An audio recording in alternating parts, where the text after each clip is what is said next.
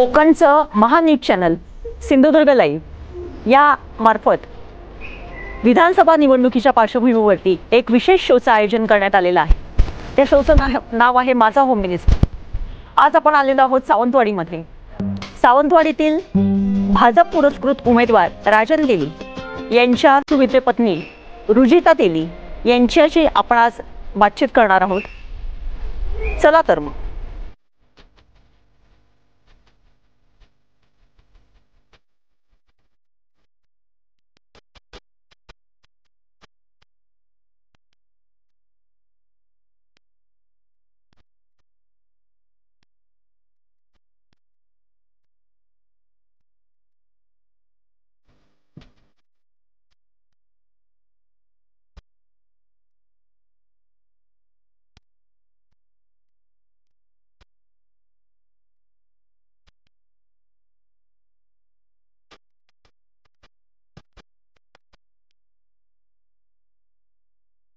कोकणचं महाचॅनल Sindhudurg live या चॅनलने निवडणुकीच्या पार्श्वभूमीवर एक विशेष शो आयोजित केलेला आहे आणि त्या शोचं नाव आहे माझा होम मिनिस्टर। या अंतर्गत आज आपण आलेलो आहोत सावंतवाडीमध्ये।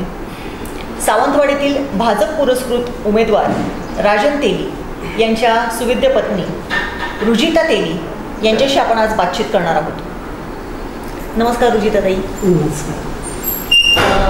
कोकणचं महाचॅनल सिंधुदुर्ग लाईव्हने हा माझा होम मिनिस्टर हा विशेष शो आयोजित केलेला आहे, त्यामध्ये तुमचं मनपूर्वक स्वागत आहे। एकूणच या मुलाखतीमध्ये आपण आपल्या राजकीय आणि आपले पती राजन तेली यांच्या राजकीय कारकिर्दीविषयी आणि एकूणच तुमचं कौटुंबिक जीवन आणि राजकीय जीवन याच्याबाबत आपण चर्चा करणार आहोत। मुळात आधी तुम्ही बेसिकली कणकवलीचे आहात, राजन तेली सुद्धा कणकवलीचे आहेत, तर तुमची मुळात आधी ओळख कशी झाली? मुळात हे साहेब आहे ते घोडगे, बरं, खुडाळ घोडगे माझ्या मामाचा मुलगा आणि शिक्षणानिमित्त तो कणकवलीलाच होते। बरं। आणि मग मोठ्यांच्या बोलण्यातून, आईवडिलांच्या बोलण्यातून, त्याच्या आईवडिलांच्या बोलण्यातून हे तुमचं लग्नाचे ठरलं। पण तुम्ही कॉलेजमध्ये सुद्धा एकत्र होतात का? नाही, ते माझ्या एक 5 ते 6 वर्ष पुढे होते। बरं। ते पास आऊट जाऊन मग मी कॉलेजला। अच्छा। परंतु घरगुती रिलेशनमधून तुमचं लग्न जमलं। अच्छा। परंतु तुमच्या घरी म्हणजे तुम्हाला थोडीशी माहेरकडची एक राजकीय पार्श्वभूमी होती। जनता दलाचे कार्यकर्ते होते तुमचे बाबा म्हणा, काका म्हणा, तर ते घरातलं वातावरण तेव्हा कसं होतं साधारण? हो, अगदी नक्कीच, म्हणजे राजकारण वातावरण होतं। हां। कायम म्हणजे दंडवत्यांचा कार्यक्रम असो, नतपायचो, हे आमच्या घरी कार्यक्रम मोठ्या प्रमाणात व्हायचे। अच्छा। त्यामुळे निश्चितच ते वातावरण माझ्यापर्यंत तुमच्यात सुद्धा म्हणजे तुम्ही त्यांच्या सभा किंवा त्यांची राजकीय चाललेली चर्चा ही तुमच्या सतत तेव्हा कानावरती पडत होते, त्यामुळे आणि आम्ही त्या सभांना वगैरे जात होतो। अच्छा। म्हणजे कसं आहे, बॅरिस्टर नागपै म्हणा, मधु दंडवती म्हणा, यांना सिंधुदुर्गचे भाग्यविधाते किंवा त्यांना फार मोठं मानाचं स्थान आहे सिंधुदुर्गातले, अशांचा सहवास तुम्हाला लाभलेला आहे, त्यामुळे तुम्ही निश्चितच भाग्यवान आहात। भाग्यवान। आणि राजन तेलींची जी काही सुरुवात आहे, राजकीय सुरुवात, ती साधारण कशी झाली? म्हणजे राजकारणात येण्याचं त्यांचं काय कारण घडलं असेल? एक कॉलेजमध्ये असते वेळेस ते आधी हे होते, कॉलेजचे जे CS होते, आणि त्याच्यातून त्यांची सुरुवात झाली। आणि नंतर मग तो साधारण तो विद्यार्थी सेना वगैरे त्या ह्याच्यातून गेला आणि मग तो शिवसेनेकडून त्यांच्यात ते सुरुवात झाली। बरोबर। आता राजन तेलींचा साधारण राजकीय प्रवास हा कसा सुरू झाला असं तुम्हाला आठवते तो तेव्हापासून? सुरुवात म्हणजे कॉलेजपासून सुरुवात झाली,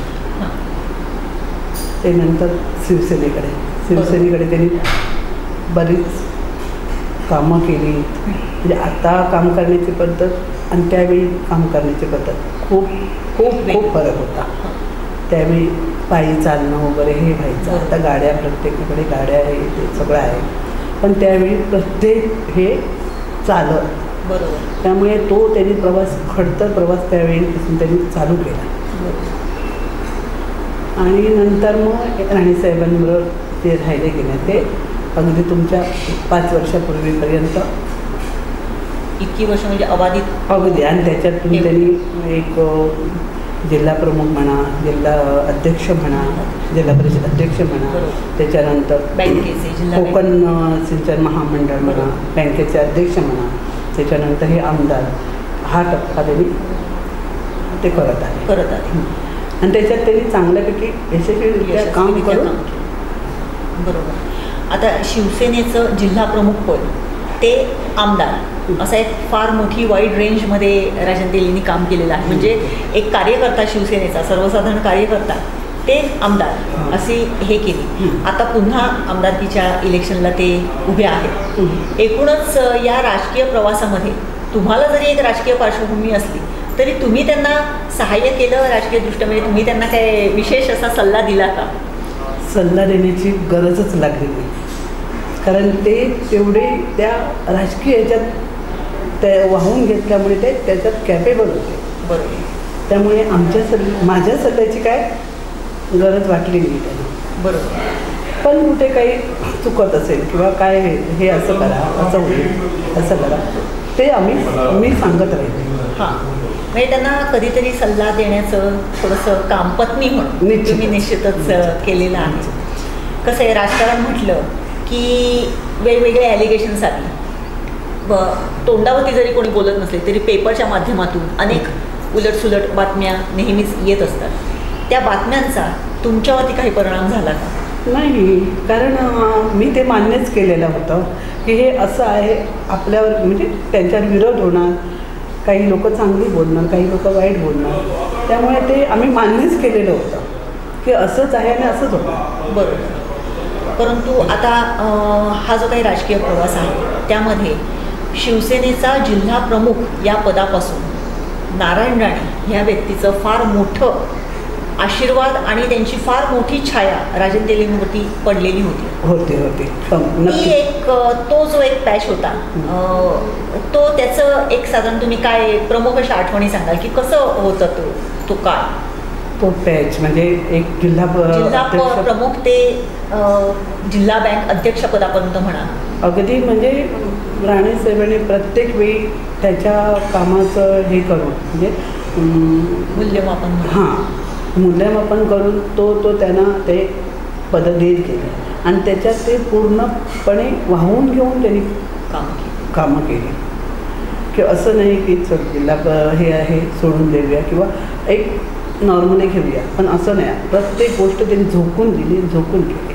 बरोबर. कसं आहे, शिवसेना म्हटली की तेव्हा झंझावात, आणि त्या झंझावाताला नारायण राणेंसारखा एक नेता इथे होता आणि त्यांच्याबरोबर एका झंझावातासारखंच काम राजन तेलींनी तेव्हा केलेलं होतं, कारण त्यांचा आवाका कामाचा स्पॅन हा फार मोठा होता. अशा वेळेस एक क्षण असा आला की ज्यावेळेस राजन तेली आणि नारायण राणे यांची म्हणजे जे अगदी गुरु शिष्यासारखं घट्ट नातं होतं त्याच्यामध्ये कुठेतरी थोडंसं कडवटपणा आला असं म्हणायला काय हरकत नाही. त्यावेळेस थोडंसं मानसिकदृष्ट्या की जो आजपर्यंत आपला असतो, आपल्याबद्दल आपुलकी असलेला असतो, तो अचानक दुसऱ्या क्षणाला थोडासा कडवटपणा होऊन आपलं तोंड फिरवून दुसऱ्या रस्त्याने चालायला लागतो. त्यावेळेस तुमच्या घरात म्हणजे राजन तेली आणि तुम्ही म्हणजे तुमचं कुटुंब ह्यांच्यामध्ये मानसिकदृष्ट्या काही क्लॅशेस झाले का? नाही, पण निश्चितच वाईट वाटायचं.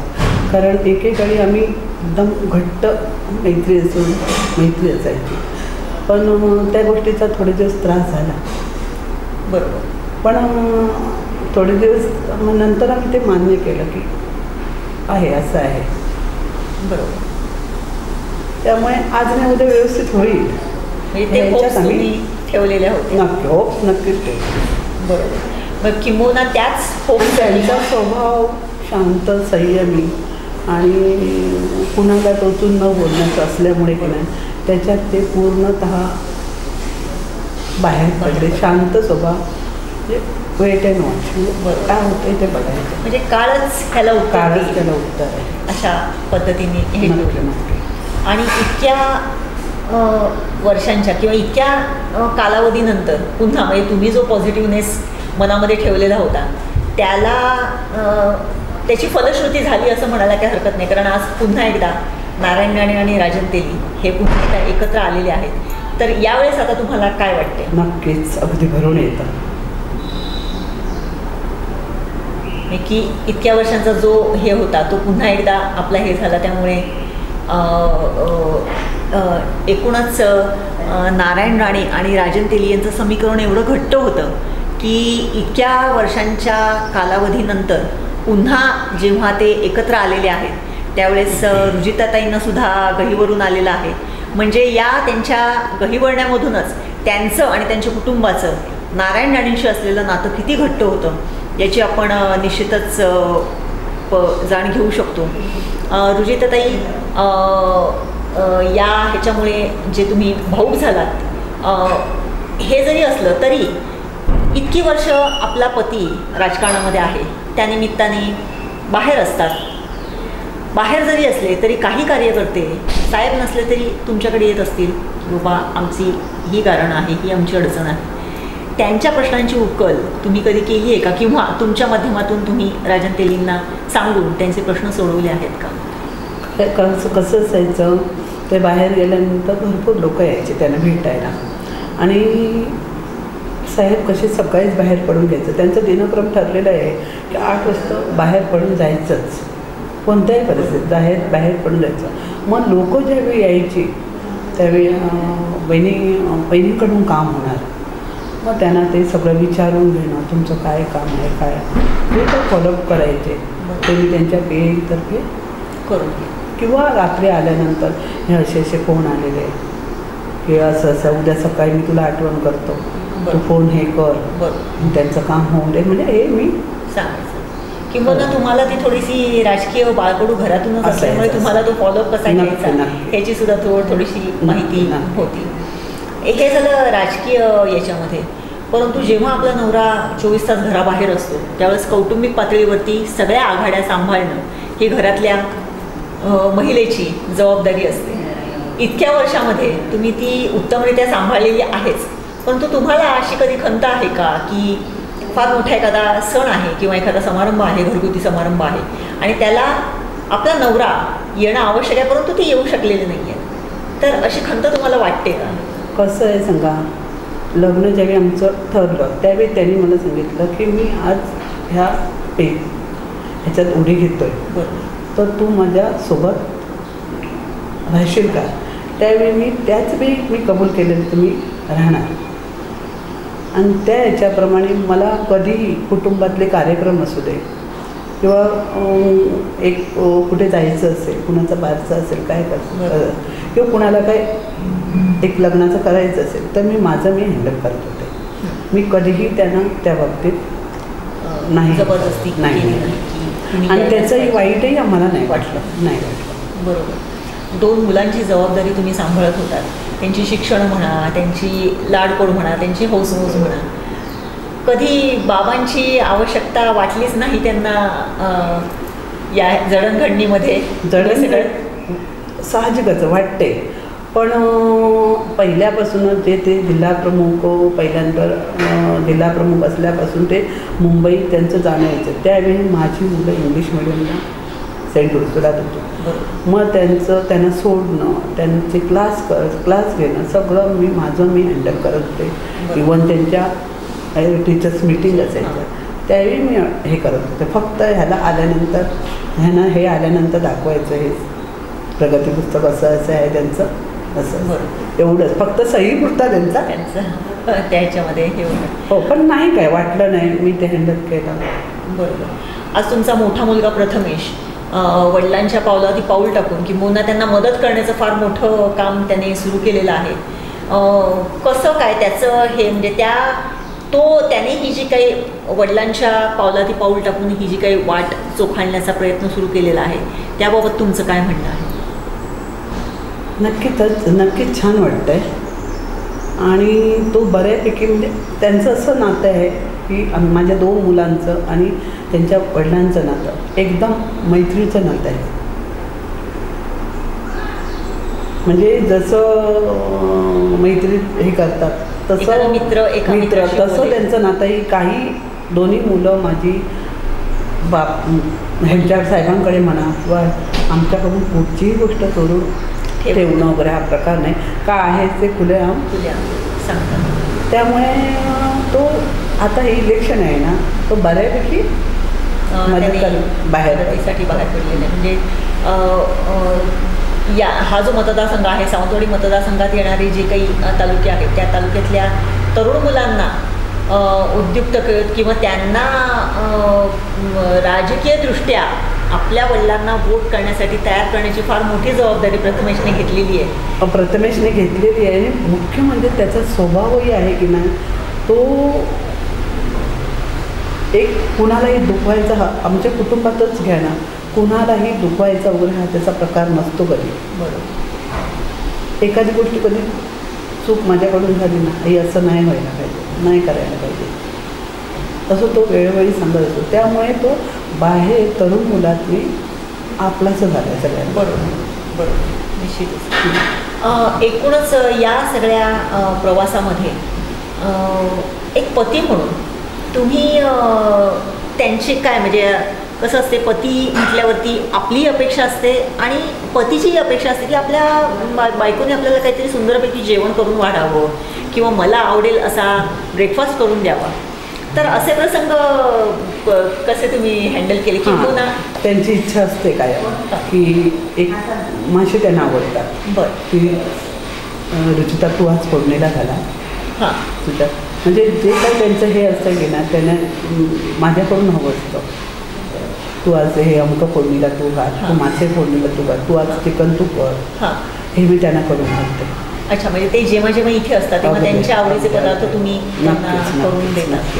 पण एकूणच डाएट असते, कारण कसं आहे आत्तासुद्धा आता इलेक्शनच्या धामधुमीमध्ये सकाळी बाहेर पडतात ते रात्री कधीतरी येत असतील. मग त्यावेळेस त्यांचं डाएट किंवा त्यांचं औषध पाणी समजा काही सुरू असतील, गोळ्या वगैरे, तर ते सांभाळायचं म्हणजे कसं हे करता? म्हणजे तुम्ही त्यांना जाताना सूचना देता की त्यांच्या PM मार्फत त्यांना सूचना देता?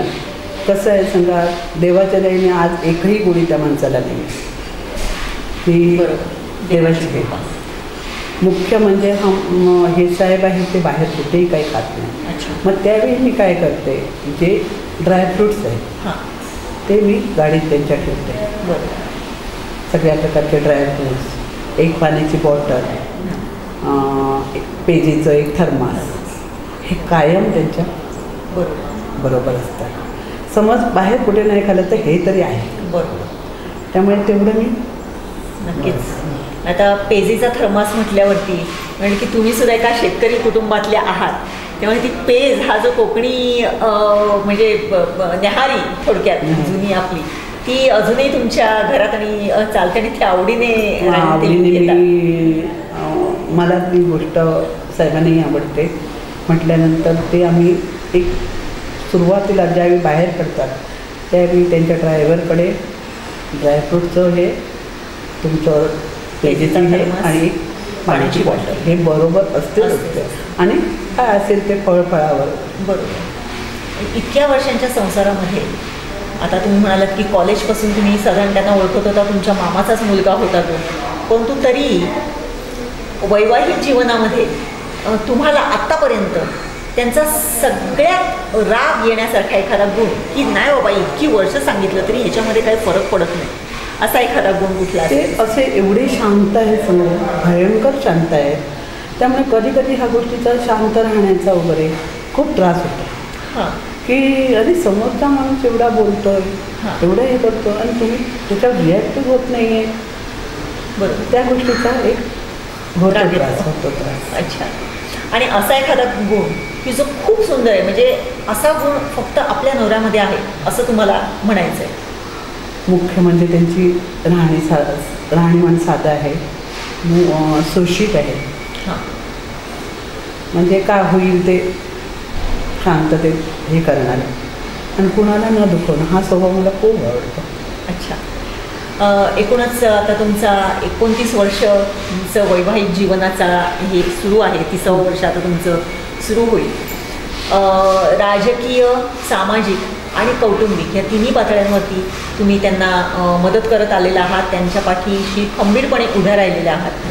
त्यामुळे त्यांच्या या राजकीय प्रवासाला पोषक असं वातावरण तुम्ही थोडंसं निर्माण करून दिलं आहे